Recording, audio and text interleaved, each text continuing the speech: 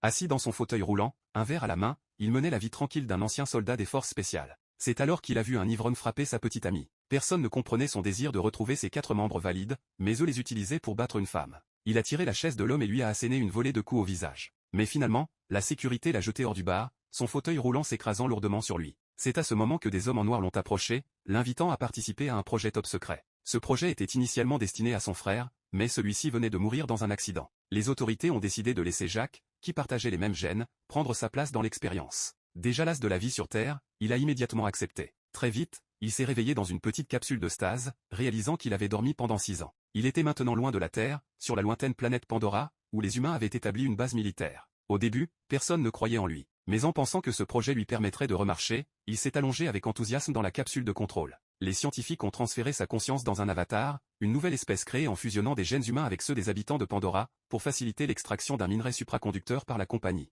À la surprise générale, Jacques s'est exceptionnellement bien adapté à ce nouveau corps. Ignorant les protestations, il s'est précipité hors du labo, courant à travers la base comme un oiseau libéré de sa cage. Les espèces uniques de la planète l'émerveillaient. Sans qu'il s'en rende compte, une bête s'est tapie derrière lui. Jacques a poussé un cri vers la créature, réussissant à l'effrayer. Alors qu'il se réjouissait, une autre bête s'est approchée, ses crocs frôlant presque la tête de Jacques. Voyant que la famille des créatures était sur ses gardes, la bête s'est retournée, prenant Jacques pour cible. Celui-ci a pris la fuite, slalomant entre les bambous grâce à sa petite taille. Malgré les obstacles, la bête l'a rattrapé grâce à sa vitesse. Jacques s'est réfugié dans un tronc creux, courant frénétiquement. Il a sauté de l'autre côté des racines, la bête le fixant intensément. Acculé, il a bondi de la falaise, échappant de justesse au danger. Mais il s'est retrouvé séparé de son équipe. Atteignant la rive, il a taillé un bâton en pointe pour se défendre. Une belle femme, cachée en hauteur, observait chacun de ses mouvements. Elle a même bandé son arc, prête à abattre Jacques sur place.